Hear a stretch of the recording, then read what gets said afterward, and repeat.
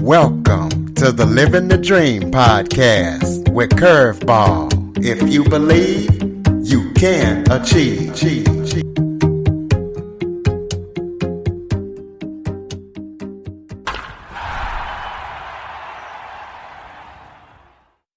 Welcome to the Living the Dream with Curveball podcast, a show where I interview guests that teach, motivate, and inspire. Today, we're going to be talking about public speaking, how to be able to share your knowledge and experience and impact, engage, and captivate your audience, as I am joined by public speaking coach, author, and podcast host, Peter George.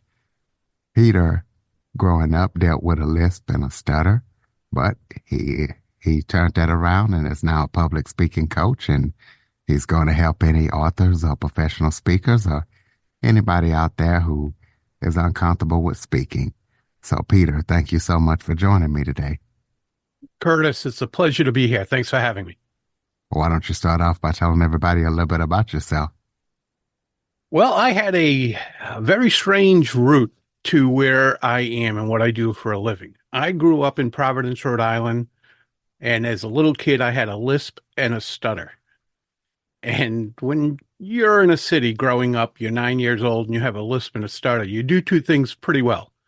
One is you keep your mouth shut. I spoke only to my closest friends and my family, and that was pretty much it. I didn't speak much in school, never answered teachers' questions. I avoided public speaking or speaking in general as much as I could. By the time I got to high school, my lisp and my stutter were pretty well contained. They were all but gone. And it was when I got to the corporate world, when I got out of school, that I realized how important public speaking is to one's career, how it can boost your career, how it can give you an advantage over your competition, whether that's someone working for another company or just when you're up for promotions against someone in your company. So these things became very vital, and I wasn't very good at them. So I went and got help. I went to group training for public speaking first, and then one-on-one individual training. And what I learned, Curtis, was I had been studying speaking my whole life by trying to avoid it, but I was still studying it. So a lot of things, they didn't come natural at all, but I had experience with them. And I worked on it and worked on it and worked on it. And now I've been speaking for, I'm trying to get this right now, since a new year, 37 years, have been training other speakers for 19 of those years. And a couple of years ago, I published a book called The Captivating Public Speaker, which has won 6 awards and does very well. So I'm an award-winning author at this point as well. And I couldn't believe any of this would ever happen in my life 40 years ago. Well, you're definitely out there doing it big, so congratulations on that. Thanks very much. If you could teach the listeners one thing about public speaking, what would that be?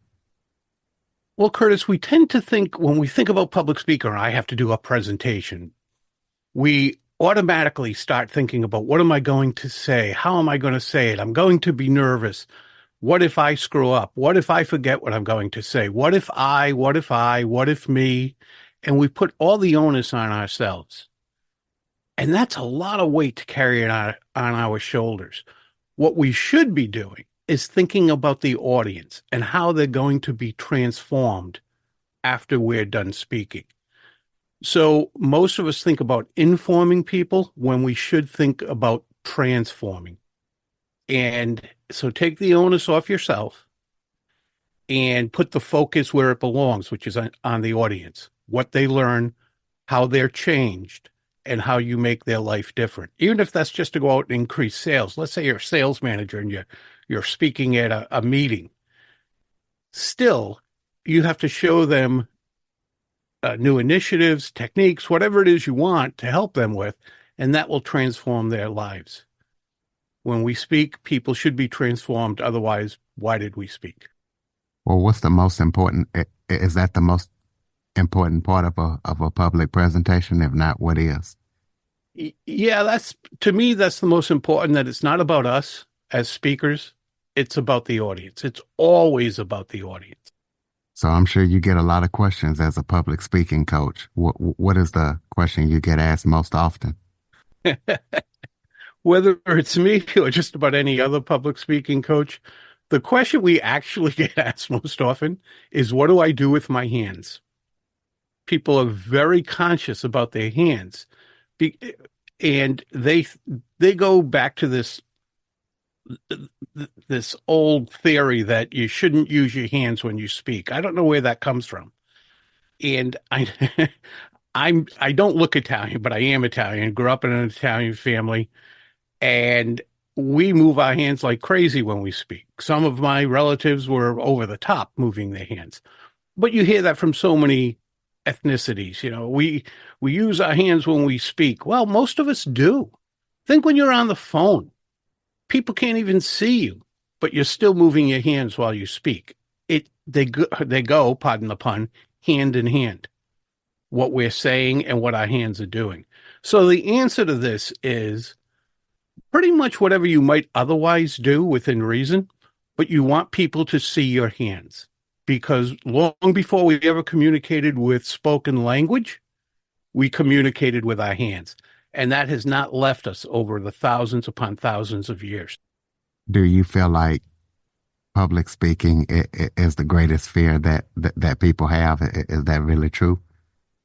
I don't believe it is. And I've seen studies by universities that show that it's not. But and I most of my business is not helping people with the fear of public speaking. Most people are nervous when they speak. Well, just about anybody is.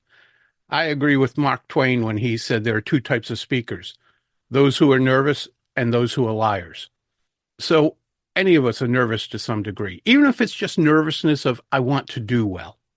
I'm not afraid to get up in front of people and speak, but I still get nervous. I want to do well. I want to help them. I want to transform them in some way. So is it the number one fear? I don't know. I get a little sarcastic with that sometimes, Curtis, and think if I'm dropping 30,000 feet out of the air in a silver tube, I'd rather be on stage. If someone's got a gun to my head in an alley, I'd rather be giving a presentation. So I don't think it's the number one fear. Death still is. It's just that we don't face death on a daily basis, but we do face speaking. Well, some of us face it on a daily basis, but most of us face it in one way or another quite often. Okay, I'm really interested in a term that you use. You talk about showing up and throwing up. So I can imagine what people think when they hear that, but tell us what you mean by that. What I mean by showing up and throwing up, well, I'll give you an example. A bunch of years ago, I was at a conference, and early morning, first talk of the day is about to happen, and everybody's out in the lobby getting their coffee. And this gentleman is right on my right getting his coffee, and he looks at me and says to me, doesn't say hello, just says, I don't need you. And I looked at him and said, excuse me? He said, I don't need you. And I said, I'm going to be truthful here. I have no idea what you're talking about. Well, he was reading my name badge.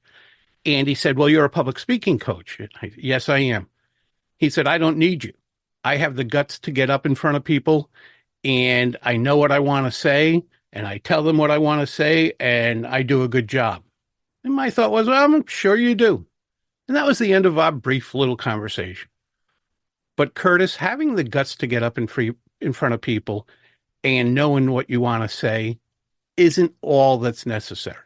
In fact, the Japanese have a word for having the guts to get up in front of people and knowing what you want to say. Do you know what that word is? Can't say I do. Karaoke. And how good is karaoke? Unless your audience has had 3 beers and a shot, probably not that good. But that's what we do. We say, I've got the guts to get up there. I'm just going to tell them what I know. But that's not what public speaking is. That's not transforming people.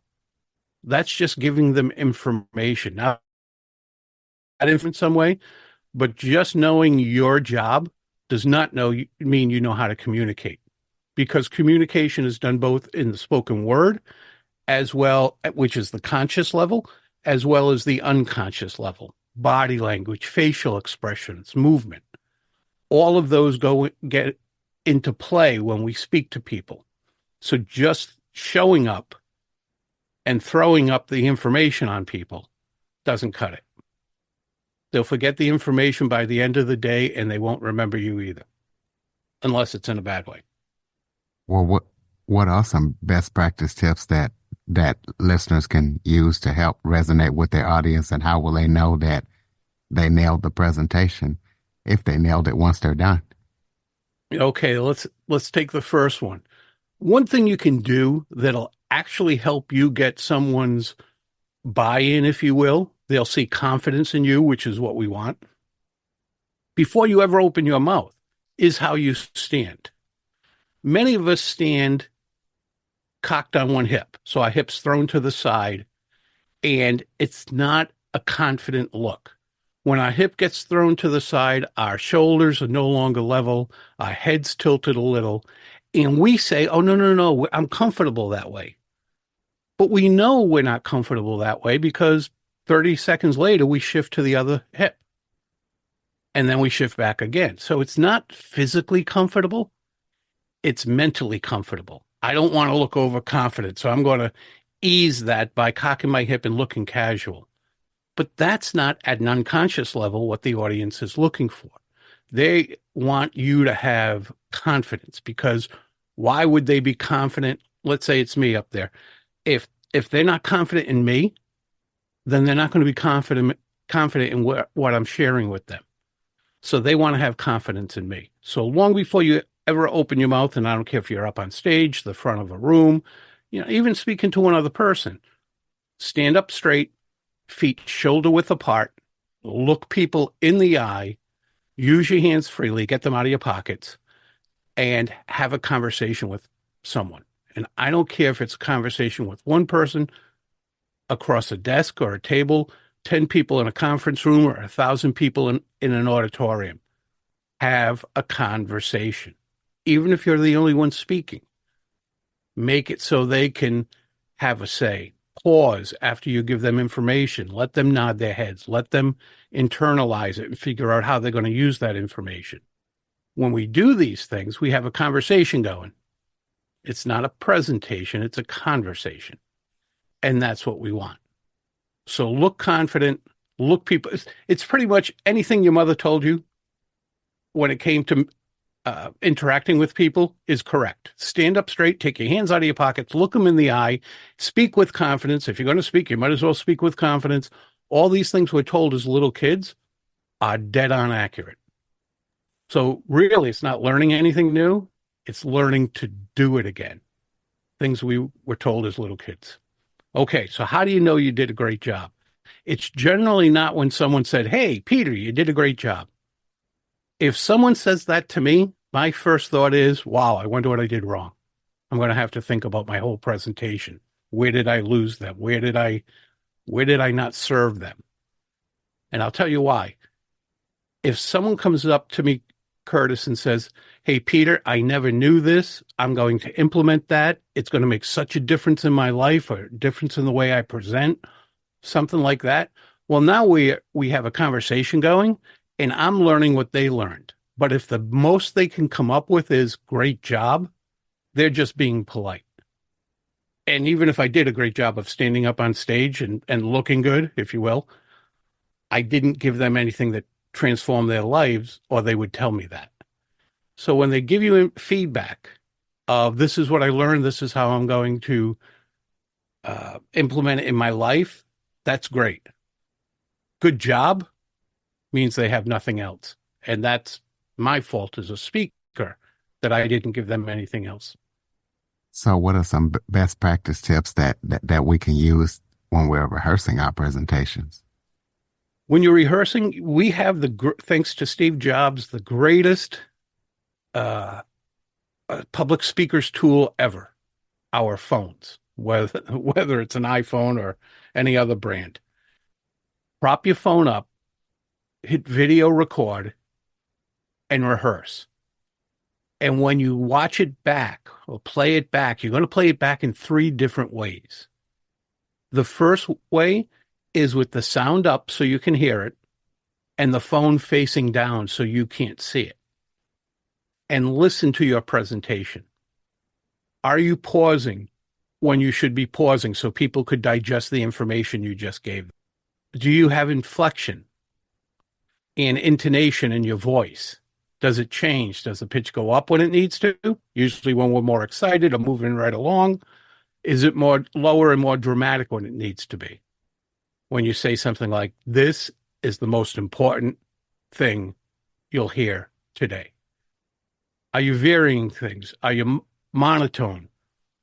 Look for all these things. Are you using an ungodly number of ums and ahs and and so and right? Those fillers or not?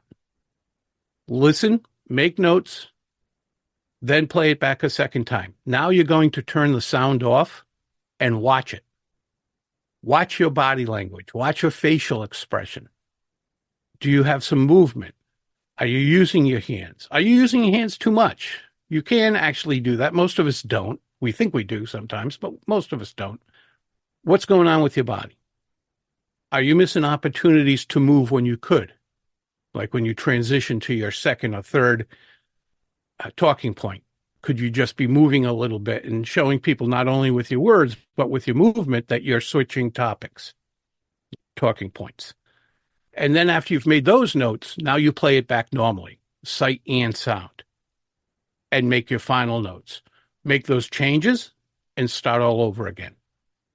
Whatever you do, don't just show up and say, I've got this.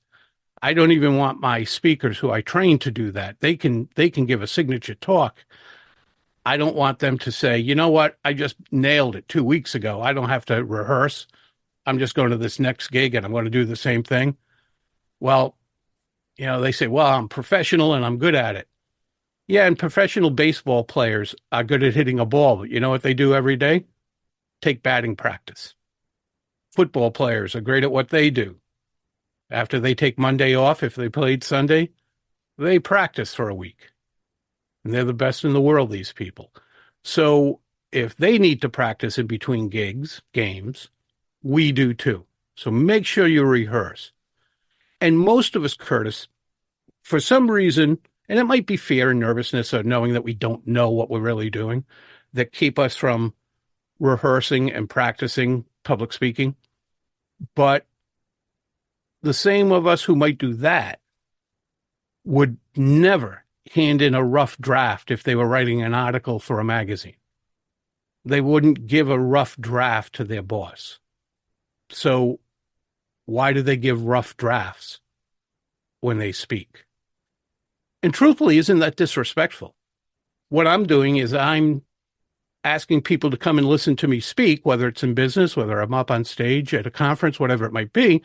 I want them to come hear me speak, take time out of their day, maybe pay to be there, depending on what the event is. Yet I didn't take time to rehearse and make it good for them. I made it about me instead of making it about them. I think I'm so good that I don't have to rehearse when the best people in the world at their professions practice, rehearse, train all the time. So I just thought I was that good. Well, I'm not. I have to practice. I have to rehearse. Just about everybody does.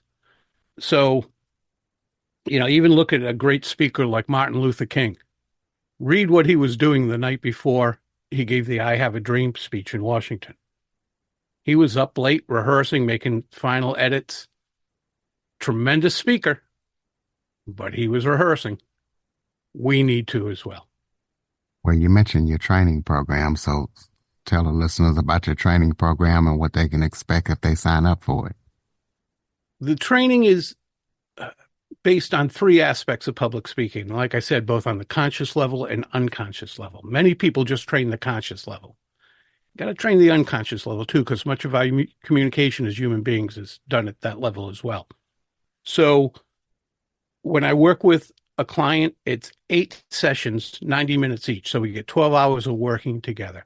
And we methodically go through the 3 legs of public speaking, creating a presentation that resonates with your audience because it's based on your audience, and then delivering it, which involves the 2 unconscious aspects, how our voice, not the words, but our voice itself, resonates with people, Doesn't mean you have to have a great radio voice, this low tone radio voice. You have a wonderful voice, by the way. I love listening to you speak. But we don't need that. You could have a higher voice or whatever it might be, but it's how you change that intonation, that inflection, how you speed it up, how you slow it down. That's what grabs people. That's what keeps them interested. That's what keeps them from going to their phones. And then the other part is body language. How do we get our bodies to communicate with other people? What are they seeing? What are they feeling? Are they comfortable with us? Do they not trust us? Are they not confident in us? What's our body saying to them? So we work on those three legs because you take any one of those legs off, just like any three-legged stool, it will fall.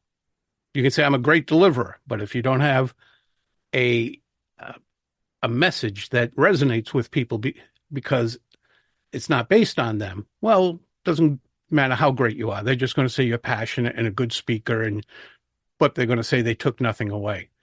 If you have a great message, but you deliver it in a way that people don't trust you, they think, you're kind of like sly or whatever it might be, and they're not comfortable with you, well, again, they don't really trust your message as much either. So we work on all three aspects, and we do it methodically. That brings people right along.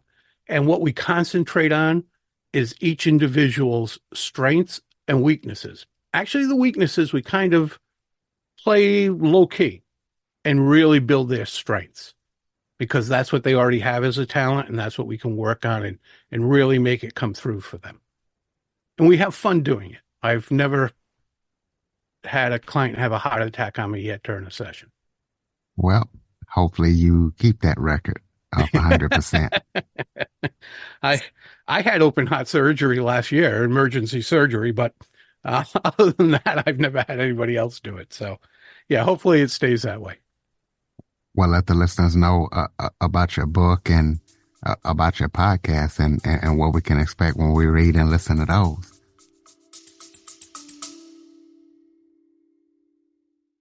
Okay, everybody, it's Michael E. Cullen II. And I'm Sesame and Carta from the All Too Real 2 podcast. We're passionate about movies, TV, and pretty much all things pop culture. Dive into the chaos of failed sitcoms, direct-to-video sequels, and the quirky realms of cinema and TV. Join us every Thursday for your dose of All Too Real 2 entertainment. We'll guide you through debates like whether Howard the Duck qualifies as a superhero. Ponder if Larry the Cable Guy could be the new Rock or Schwarzenegger. Discover if some shows and movies should have stayed in the cutting room. Ever heard of a sitcom featuring that dictator with the funny mustache? Well, we watched it. We're dedicated to unraveling the peculiarities of pop culture, sometimes with awesome guests. So, if you're into the eccentric world of pop culture, listen and subscribe to All Too Real 2. Available wherever you find podcasts and on Age of Radio.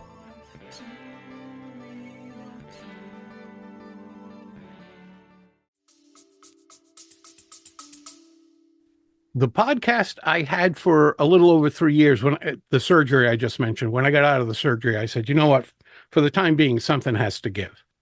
And I love working with my clients. Absolutely adore working with my clients. So I said, you know what, after all this time, I'm going to let the podcast be on the back burner for a little while. But the episodes are there. So anybody can go listen to them. And most of the episodes are with someone else, just like this, with a guest, and the guests are fantastic. They bring such wonderful information and how it can be implemented. So that podcast is called Public Speaking with Peter George. Doesn't get any easier than that. Public Speaking with Peter George. Go listen to those episodes. You're going to find tremendous information from those experts. The book itself follows, and Curtis, I tore that book apart 3 times. I wrote it, and I used to own a publishing company, by the way, so I knew a little bit about writing books and getting them published and the like. But I tore that book apart 3 times because I wanted it to not only really help people become more effective, more captivating public speakers, but do it in a way they could understand and do it in a way they could remember and implement it. So what I did was I got it as close to my training system as I possibly could. And my training system I called AMPD, AMP', AMPD. And that stands for audience, message, presentation, presentation being the words you're using, and then delivery. We cover all of those. And the book does as well. It follows almost as if I recorded me speaking to one of my clients. Okay, well, you also contribute to the Pod Match Host Mastery Guide. So let the listeners know what that is and let us know about your contributions to this project. Yeah, well, we met on Podmatch. For those who don't know, Podmatch uh, is online, and hosts and guests for podcasts get together. They find each other, discover each other. And that's what Curtis and I did. We discovered each other, and he, said you'd be a good fit for my podcast. And so they have two booklets, one for people who are guests who can read it, and it's how to be a good guest, get prepared, prepare for that particular show and the like. And then the other, they're booklets. They're like maybe 100 pages long, if that. And the other one is for the host, how to be a more effective host. And I was asked to contribute to both of them. Well, shout out to Pod Match and Alex and Alicia. Tell us Yeah, they're about, wonderful. oh, yeah, Absolutely wonderful. they are Pod Match. If you're a podcast host out there, listeners, or you're looking to be a guest, check it out. Tell us about any current or upcoming projects that you're working on that listeners need to be aware of. One of the when I was in the hospital for 22 days, I had to have the aortic valve in my heart replaced, and it decided to stop working. So when I was sitting at the hospital, I was like, do what do I want to do with the rest of my life now that I have a second chance at one? And I'm 65 years old. So I turned 65 uh, when I was operated on, actually. So sitting there thinking, well, what do I want to do? It's like, I have a great livelihood, wonderful wife, great life. I couldn't ask for any more. But I came up with something. I have always had a soft spot in my heart for kids, in that I knew what I went through growing up with a lisp and a stutter. Now, I was lucky because I said there were two things you do. One was keep your mouth shut. The other was play sports. Because if you play sports and you're good, you don't get picked on. So I became pretty good in baseball, football, and hockey. So I was playing sports year round, and I never got picked on. I know a lot of kids who stutter or have lisps too. So in general, I've had this soft spot in my heart for kids. Now I speak as a speaker, and I speak about using public speaking effectively to better your career, whether it's in college or out in the workforce. I decided, you know what, I want to bring my message to high school kids, because there are a lot of high school students who don't have confidence while they're going through school. And that affects them the rest of their lives, the vast majority of them anyway. So what if you can help instill some confidence in them while they're still in high school? So here's the funny thing, Curtis. I'm thinking, well, I speak to major corporations, Fortune 100, Fortune 10 corporations. I speak to colleges, including major colleges, smaller colleges. What's the big deal of speaking to high school students? I am finding this the most difficult thing I've ever done in this industry, getting high school gigs. So, so that's what I'm working on. That's what I have coming up, if you will, is I'm really working diligently to bring this message of using public speaking skills to be more confident, not just in public speaking or speaking in general, but in life. And that's the compliment I get so often, whether it's from an attorney or the president or CEO of a major corporation. Inevitably, they say, it was great learning more about public speaking, but what I'm walking away with even more is a new level of confidence that I didn't even know I could attain, that I didn't even know that I didn't have. And that's pretty cool. So if it's affecting people like that, then it affects kids as well. So long answer to what are you working on, but that's it, is bringing this message to high school kids. Okay, well, so the listeners can keep up with everything that you're up to and check out your program and your book, throw out your website. Yeah. If anybody has an in it at a high school, I'd love to know it. I actually have a couple of things in the work with some high schools, so that's pretty good. But I would love to get to like 20, 25 high schools a year. Absolutely. And how can people keep up with you? Throw out your contact information. Contact information, again, is quite easy.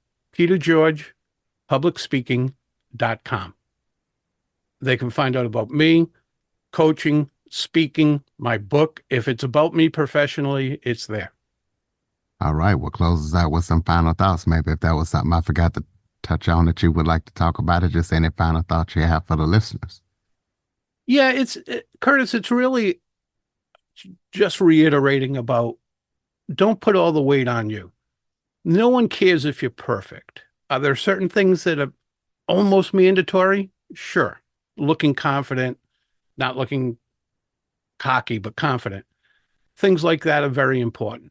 Being prepared, extremely important. Pausing while you're speaking so people can digest the information bit by bit. Those things are very important. But no one cares if you're perfect. Don't go for perfection. Go for connection. Connect with your audience. And I look at it this way, Curtis. If you were drowning, you fell overboard, and I was there at the rail of the boat, and right there at the rail of the boat was a life-saving ring. And I tossed that ring to you so you could grab on and not drown. Would you care if I threw it with absolute perfection? Nope, you would not. Nope. Right? You just want the life ring. Well, the same with us speaking. So to your listeners, when you have to speak, when you have to present, do the things you need to do, but don't worry about perfection. First of all, you're not going to hit it. Second of all, no one cares about perfection. And if they do, well, they're not going to get it. So that's their problem, not yours. Send them that life ring. Transform them in one way or another, the way that they need as a group or a person, if you're only speaking to one person, but transform them. Do it the best you can. Do it in a prepared way, and you'll do absolutely fine. That's right, ladies and gentlemen. PeterGeorgePublicSpeaking.com. Go check out everything he's up to. Check out his program, podcast, pick up his book. If you have any guest or suggestion topics, cjackson102 at cox.net is the place to send them. As always, thank you for listening and supporting the show. And Peter, thank you so much for joining us and sharing your expertise. Curtis, thanks so much for having me. It was a pleasure. For more information on the Living the Dream podcast, visit www.djcurveball.com. Until next time, stay focused on living the dream.